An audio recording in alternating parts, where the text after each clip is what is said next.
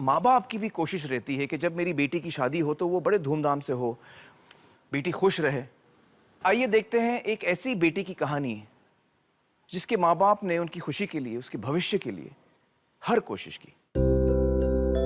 कोमल दिल्ली के एक समृद्ध परिवार में नाजों से पली थी। पढ़ाई पूरी होते ही माँ बाप ने कोमल के लिए लड़का देखना शुरू कर दिया और कुछ ही दिनों में कोमल की शादी तय हो गई। कोमल के पिता ने अपनी राजकुमारी की शादी बड़े ही ठाठ से शाही अंदाज में की और कोमल ने अपनी नई जिंदगी का सफर शुरू किया।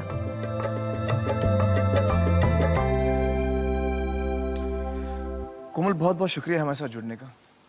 कोमल, मुझे बताइए कि आप कहाँ की रहने वाली हैं? मैं दिल्ली की रहने वाली हूँ। दिल्ली की रहने वाली हैं। आपकी शादी कैसे तय हुई?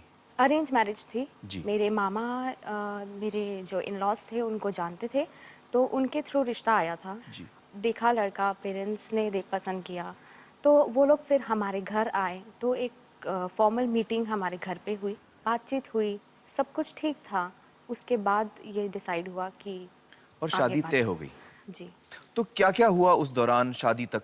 पहले सब कुछ स्मूथ था, घूमने गए, साथ में जाते थे, आप क्या पसंद करते हो क्या नहीं, जनरल जी। शादी का टाइम नज़दीक आने लग गया, कार्ड्स छप गए एंड उसके बाद डिस्ट्रीब्यूट होने लग गए। पर जैसे जैसे टाइम पास आता गया, उनकी डिमांड्स धीरे धीरे सामने आती चली गई कि ऐसी शादी होनी चाहिए, लैविशली होनी चाहिए, धूमधाम से होनी चाहिए, कौन सी कार आएगी, मेरे कपड़े कौन से आएंगे, कहाँ से आएंगे, हमें घर में फर्नीचर वगैरह कुछ नहीं चाहिए, लेकिन आप कैश दे देना। जब पहले बात हुई थी तो ये हुई थी कि आप 2 कपड़े में लड़की दे दो, हमारा लड़का इतना वेल ऑफ है, आईटी प्रोफेशनलिस्ट है, हम लोग अच्छे से रख सकते हैं, हमारे घर में 2 ही लड़के हैं, ये पहली बहू आएगी, मैं इसको अपनी बेटी बना के रखूंगी। तब ये सब था। शादी का टाइम पास आते ही जब सब में बात पहुंच गई कि शादी होने वाली है, तब उनके रिएक्शंस चेंज होने लग गए कि अब प्रेशर का टाइम है, अब आप कुछ भी करा लो।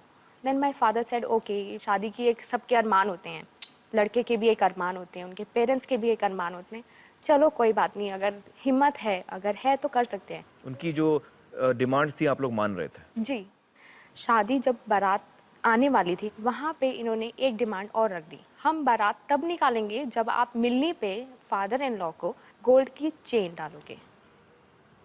अब आप ये अंदाज़ा लगाइए, जिसकी लड़की खड़ी है उस स्टेज पे, वेट कर रही है एक दूल्हे का आने के लिए, उसकी बेटी विदा होने के लिए खड़ी है, और उस पेरेंट को बोला जाए कि आप चेन डालोगे तो ही आएगी।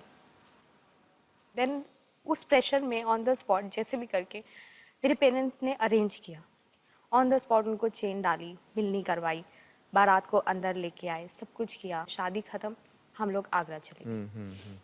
फिर घर में एंट्री करी तो मदर इन लॉ ने सारे गिफ्ट्स एंड जो कपड़े वगैरह सब खोलना शुरू कर दिया।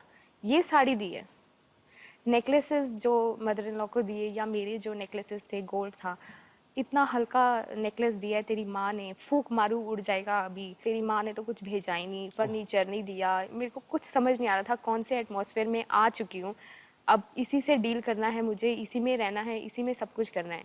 क्योंकि जब मैं अपने घर से शादी करके निकली थी, मेरी मम्मा ने वर्ड्स बोले थे कि बेटा लड़ के, झगड़ के, बुरा मान के कभी घर वापस मत आइयो।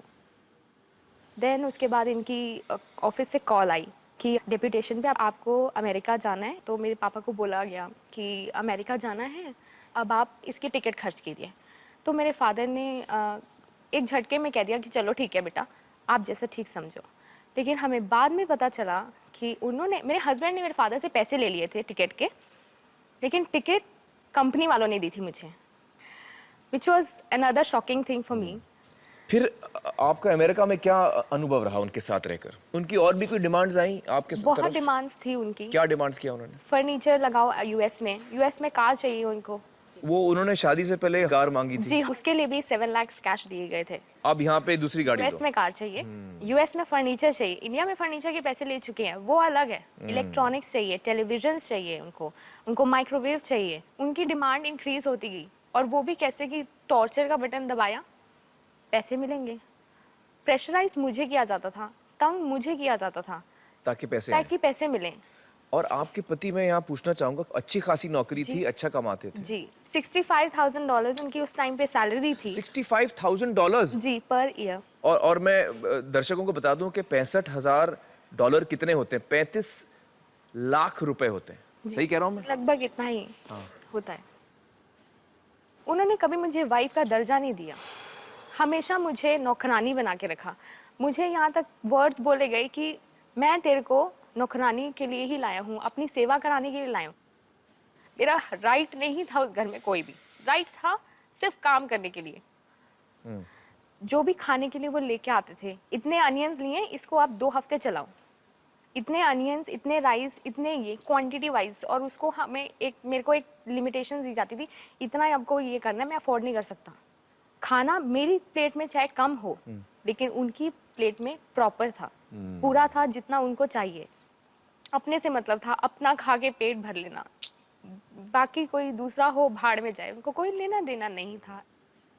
मेरा वेट ना खाने की वजह से 52 केजी से 36 केजी तक पहुंच गया था। That is very unhealthy. Torture इस तरीके से देते थे, कभी मेरी बाजू पकड़ के यूं हिलाया, you know, I was, sir से लेके पाँव तक मैं हिल गई थी और समझ नहीं आ रहा था मैं क्या करूं, किस इंसान के साथ हूं मैं उस 4 दीवारी में, उस घर में सिर्फ अकेली ही रहती थी। मेरी हमेशा नज़र रहती थी उस सड़क पे, अब ये आ रहे होंगे, शायद आज इनका मूड अच्छा होगा तो आज झगड़ा नहीं होगा, आज ये कुछ नहीं बोलेंगे, आज इनकी कोई नई डिमांड नहीं होगी। सिर्फ उसी उम्मीद से मैं उस विंडो से बाहर देखती थी। उस उम्मीद में आप जी रही उम्मीद थी? में जीती थी मैं, बट कभी मेरी लाइफ में वो दिन आया नहीं जब तक मैं वहाँ रही। It must have been very humiliating also. Very very humiliating, और ऊपर से मैं उसकी वाइफ हूँ। एक आपकी इज्जत है, रिस्पेक्ट है, बिल्कुल, उसकी भी वो देखभाल नहीं वो कर रहे। देखभाल नहीं कर सकते थे। कुछ भी हो रहा है मुझे, उनको कोई लेना देना नहीं था, कोई नहीं, बुखार हो रहा है ठंड में, मतलब एक इंसानियत के नाते ही कोई पूछ ले, लेकिन नहीं। उसके बाद उनकी डिमांड आई, जो घर हमारा दिल्ली में है वो घर उनके नाम कर दो, ये डिमांड आई? ये डिमांड आई। आपने क्या वो किया? फ्लैट मांगा तो मैंने सीधा सीधा अपने हस्बैंड को बोल दिया कि बस अब और नहीं, ये सब नहीं चलेगा। आपने ना कर दिया? मैंने ना कर उनका क्या रिएक्शन है? दिया। उन्होंने मेरा गला दबाना शुरू कर दिया, मेरे बाल खींचने शुरू कर दिए, हर रोज आके तू क्यों नहीं देगी, तू क्यों नहीं देगी, तू क्यों नहीं कहेगी उनको, वो क्यों नहीं मानेंगे। एक टाइम ऐसा था मेरी लाइफ में जब मैंने सोच लिया था कि शायद आज मेरी ज़िंदगी का आखिरी दिन हो, last breath of my life, क्योंकि वो इतनी ज़ोर से उन्होंने मेरा गला दबा रखा था कि आखिरी में मेरी सांस आना बंद हो गई थी। मुझे सर में इतनी ज़ोर से दर्द और दिखना बिल्कुल बंद हो चुका था। जब उनको लगा कि अब ये मर जाएगी और मैं प्रॉब्लम में आ जाऊंगा, तब उन्होंने छोड़ा। उसके बाद उठा के सीधा ऐसे फेंका, मैं ज़ोर से जाके ज़मीन पे गिर गई। दिन सारी रात सोच सोच में बिताई कि मैं अब क्या करूं, क्या अपने माँ बाप को जाके कह दूं कि आप सड़क पे रह लो, मुझे ये घर दे दो, क्या मेरे हस्बैंड को घर दे दो तो ही वो मुझे सुखी रखेगा। फिर आपने पेरेंट्स को फोन किया? तब मैं उनको ये सिचुएशन बताना नहीं चाहती थी कि वो बहुत ज़्यादा पैनिक हो जाएंगे। तब भी आपने नहीं बताया? हाँ आपको जी। बताना चाहिए था अपने पेरेंट्स को। बताना चाहिए था, लेकिन मेरी मॉम तो वहीं पे ही दम तोड़ देंगी। एक माँ के लिए बहुत मुश्किल है ये सब चीज़ें। फिर अल्टीमेटली आप वापस हिंदुस्तान कैसे आई, क्या हुआ? एक दिन मेरे हस्बैंड ने फिर मुझे धमकी दी, मैं अब तेरे को नहीं छोड़ूंगा, अब तो सड़ यहाँ ज़िंदगी भर, मैं जा रहा हूँ। आई सेड आप कहाँ जा रहे हो? मैं तेरे साथ नहीं रहना, बस मैं जा रहा हूँ। रात के 2 बजे मैं उनसे रिक्वेस्ट कर रही हूँ कि मत छोड़ के जाओ। मैं गिड़गिड़ाती रही, रोती रही, पर वो छोड़ छाड़ के, धक्का दे के, अंदर से बंद करके, चाबी 2 थी, दोनों उनके पास थी, बंद करके चले गए। अगर मैं बाहर चली जाती उनको रोकने के लिए या कुछ भी करने के लिए, वो डोर बंद हो जाता, मैं अंदर वापस नहीं जा सकती थी। ये किस महीने की बात है? ये नवंबर दिसंबर की बात है। मतलब वहाँ पे बर्फ भी गिरती है? जी, स्नो में, स्नोइंग हो रही थी? स्नो थी उस टाइम पे जी। घर छोड़ने की पूरी प्लानिंग थी उनकी, एक्सेप्ट फर्नीचर, बाकी सब कुछ उन्होंने पैक कर लिया था अपना। अच्छा। कुछ नहीं था उस टाइम पे मेरे पास, ना मैं बाहर जा सकती थी, ना मैं किसी की हेल्प मांग सकती थी। फिल्टर, वाटर फिल्टर तोड़ के निकाल के ले गए थे ताकि पानी तक पीने को ना मिले। खाने के लिए एज यूजुअल हमारे घर में लिमिटेड चीज़ें होती थी, खाना कुछ भी नहीं था। I was alone in the house for 4 days without food, without water. 4 दिन? 4 दिन। मैं बस फ़ोन करती थी, फ़ोन नहीं उठाते थे, काट देते थे, फ़ोन बंद कर देते थे, वॉइसमेल छोड़ती थी, वॉइसमेल नहीं उठाते थे, वॉइसमेल का रिप्लाई नहीं करते थे। एक रात को मेरी तबीयत बहुत ज़्यादा ख़राब हो चुकी थी, शॉर्ट ब्रेथ होने लग गई थी, वॉमिटिंग हो रहा था, हेडेक हो रहा था एंड हाथ पैर फूलने शुरू हो गए थे।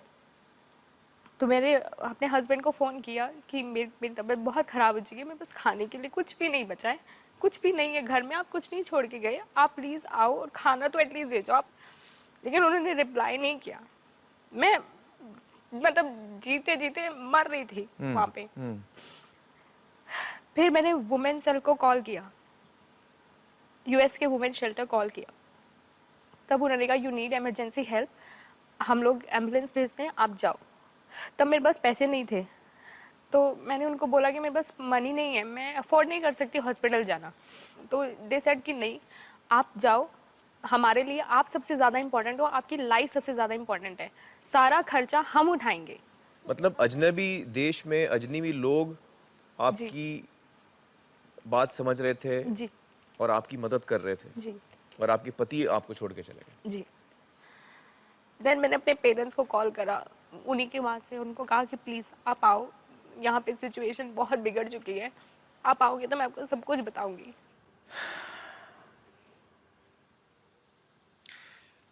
पवन जी और कमलेश जी, आप मुझे बताइए कि आपकी बेटी की ये अवस्था थी, फाइनली अमेरिका में आपको फ़ोन आया, आपको क्या महसूस हुआ? हमारे को तो बहुत बुरा सा लगा उस टाइम, और ऐसा करना नहीं चाहिए था, क्योंकि हम उनकी हर डिमांड पूरी करते रहे, ये हमारी गलती और हम इसी धोखे में रह गए। टोटल कितना कॉस्ट किया होगा आपको ये सब पूरा? अराउंड 40 लाख उस टाइम खर्च किया था। सोना कितना दिया आपने? आज की कॉस्ट में 60 लाख से ऊपर है। आज आपको लगता है कि जो पहली डिमांड आई उनकी जी, कि भाई हमारे लिए ये करो वो करो, आप अगर उसी वक्त ना बोल देते उसको, वो ज्यादा अच्छा रहता अगर हम उसको उसी टाइम मना कर देते और बेटी को अपने पास ही रख लेते। आज रखने से पहले उस वक्त रखते। किसी माँ बाप को आगे से नसीहत दूंगा कि दामाद को ना पाले कभी भी, उसको बोलो अपनी कमाई में जो करना कर, हमारे पास कुछ नहीं है। ये देखिए, ये बहुत बड़ी सीख है हर माँ बाप के लिए, हर लड़की के लिए आज जो इस वक्त प्रोग्राम देख रहे हैं, कि ग्रीड जो है, लालच जो है, उसका कोई अंत नहीं होता। जब पहली डिमांड आती है कि भाई हमारे लिए ये कर लो, चाहे वो छोटी डिमांड भी हो, उस वक्त हमको लगता है यार ये तो छोटी बात है, हम कर लेंगे, कोई बात नहीं। नहीं, छोटी भी डिमांड आती है तो मतलब वो आपकी इज्जत नहीं कर रहा है, वो आपकी बेटी की इज्जत नहीं कर रहा है, वो सौदा कर रहा है। वहीं पे कैंसिल कर दो और कहो नहीं, शादी हमको करनी है, हमको ये सौदा नहीं करना। ये सबसे बड़ी सीख मिली है हमको। कोमल जी, बहुत बहुत शुक्रिया हमसे बातचीत करने का। आपने जो आप बीती हमें आज सुनाई है, उससे एक बहुत बड़ी सीख मिलेगी सैकड़ों लड़कियों को और सैकड़ों लड़कियों के माँ बाप को आज जो ये प्रोग्राम देख रहे हैं। दोस्तों, आपने देखा कि किस तरह कोमल जी के साथ उनके माँ बाप ने कोई कसर नहीं छोड़ी अपनी बेटी की खुशी के लिए, लेकिन फिर भी उनके साथ ऐसा हुआ है। और ये कोमल जी की कहानी अकेले की नहीं है,